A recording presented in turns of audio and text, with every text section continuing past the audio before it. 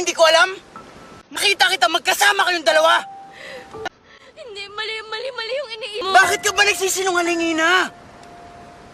Tinawagan kita, tinanong ko nasan ka. Anong sabi mo? Sabi mo, asa rakit ka? Nagkita kami nun ni Gon. Kita nga kayo. Sinusundo ka parati ni David. Dinadala ka niya dun sa taguan ni Papa. Yung panyo, yung hinahanap ng panyo nasan? Nandun sa mama ko. May dahilan kung bakit kami nagkikita. Na, sabihin mo sa akin, anong dahilan? Sabihin mo.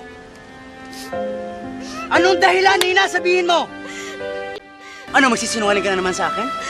Ha? Sige, magsinungaling ka na naman. Ako ko sabihin sa'yo. Sabihin na yung Kuya Kaliko na ba? Sabihin na yung Kuya Kaliko na nakulong dahil sa loteng? Na iniipat siya dun sa loob, nag-aaway na yung mga magulang ko dahil walang magawa para makalabas siya? Ano ko ibang malapitan kundi si Gob lang? Di yun nga, Ina, yun. Sinasabi mo na rin. Humingi ka ng pabor, anong kapalit? Ha? Kung humihingi ka lang ng tulong, hindi kinaabot ng umaga dun. Hindi ko maiwan ng tatay mo. Lasing na lasing siya, gusto na tapusin yung buhay niya.